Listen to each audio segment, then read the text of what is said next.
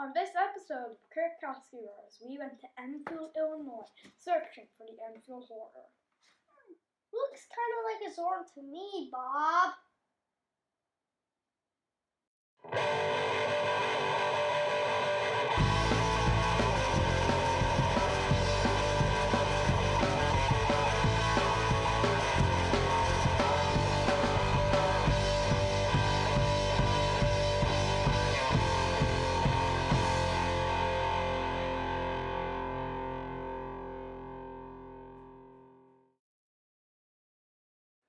The legend of the Enfield Horror began in 1973. That April 25th, Henry McDaniel spotted the monster at his front door and reported it to the authorities. It was referred to as the Enfield Monster. In the press at that time, people flooded the town searching for it. Stories of the Enfield Horror may have inspired a three-legged creature in Dungeons & Dragons known as the Zorn. Perhaps the two were friends. They probably wanted to be left alone, catch a train together, and see the country.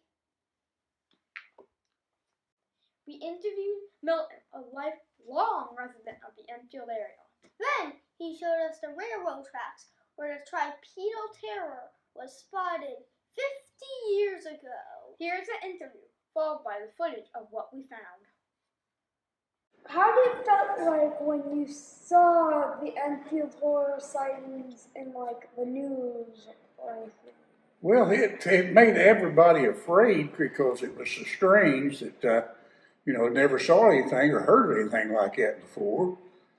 And of course, all the stories that you hear, because some probably were embellished somewhat, which just increased the fear.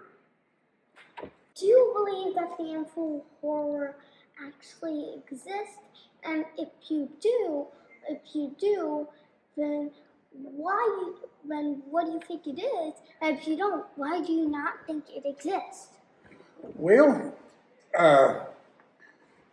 with the advancements in all the farming around here, I don't think it exists because it's never been seen again, and should it have perished somewhere around here, I'm sure by now somebody would have come up with a skeleton saying, well, what's this, What were the sightings of the creature?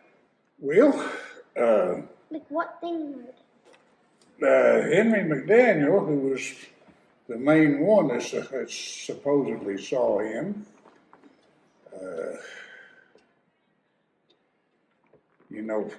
it's hard to put a whole lot of faith in one or so people seeing it as such at any time, especially most of the time it was dark and such, and it's. So you believe he made it up or he just saw something? Well, Henry did have a relationship with the liquor. What about the footprints? Well, I never actually saw the footprints. But it said one that footprints were found. I don't know about the footprints. So you believe the footprints never really existed? Well, if the officials saw them as such, that's another thing. But there are easy ways of somebody creating footprints that look real. I mean, I one time saw a guy take his hand and made tracks in the mud that you swore was a grizzly bear. What do you think explains why when he come home his kids were all nervous too? Mm-hmm. So. Like they said, as a general rule, kids are easily impressed by strange things, and Do you think they saw something they didn't see before and they thought that was a different creature than what it was? Maybe it's aliens. No, I don't know. There were people that, and they still talk about it, saying it was a kangaroo that escaped from a circus train.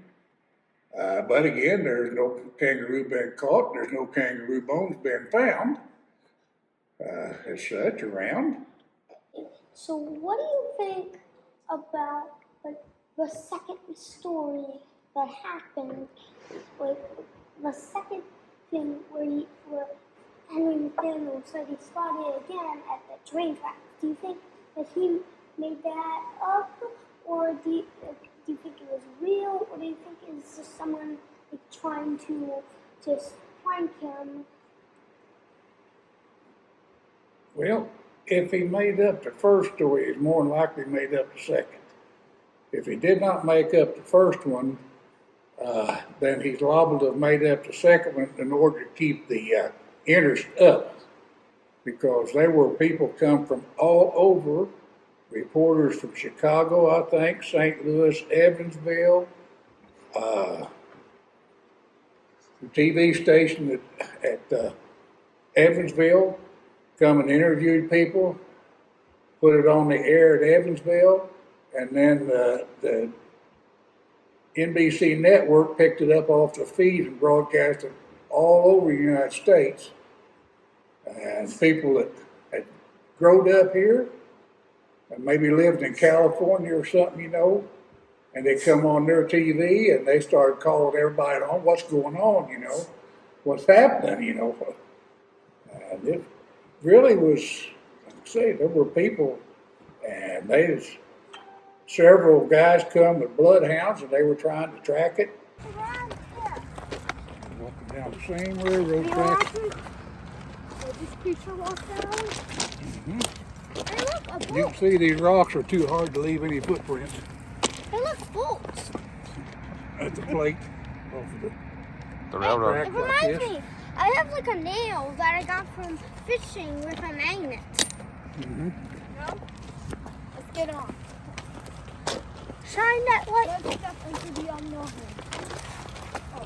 How far are we from that boat? Oh, about a quarter mile, I think, something like that. That can be 1/3. Used to go from to Chicago. But since, like I say, it tore houses down and moved other things in over the last years. So it's hard. Hard to say exactly where it was. Yeah. Yeah, it is. There goes a car. Why do you look like you have scared of expression on your face? You what? He said, "Why do you look like you have a scared expression on your face?" Well, Wait, you said everyone here owns a dog or something? well, most people own a dog, yes, around here. And they're so close around here that if one of them starts barking at something, the next one down will hear it start barking, and the next one will hear it start barking, and the first thing you know, every dog in town's barking for no reason. Because That makes sense. That's why, I see, 3 dogs at 2 houses by just looking at 2 houses. Mm-hmm. Lots and nuts and bolts that were so close together. Yeah. And wait, this thing, the Mule Day signs. What are those? What is Mule Day? Mule Day is an annual local celebration. For mules? Yes, this used to be the mule capital of the world right here in Enfield. Every year in October, everybody would bring their mules to sell, trade, buy, whatever. I found a train connection thing. Oh, look at this big pile. Yeah, this is the end. That's it. Then We reached the end of the road. Or track. Safe at the Hickory Highway. I was a little scared there for a bit. The Enfield Horror hasn't been seen since 1973. We didn't change that tonight. Those nighttime searches make me hungry. Want a chocolate turtle?